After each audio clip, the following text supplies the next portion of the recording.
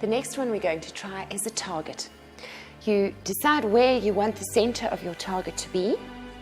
You smooth out the creases, and once again you wedge the fabric in behind your leg and start with a very, very tight elastic band as we did with the last one.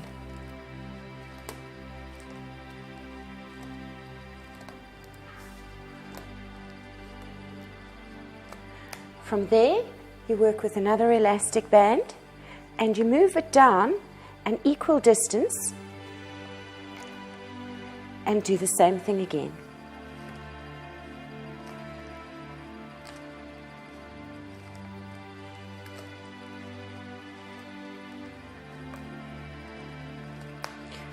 And if you're running out of fabric, you can turn it around for the third elastic band. This is going to give you 3 concentric circles placed at even distances apart.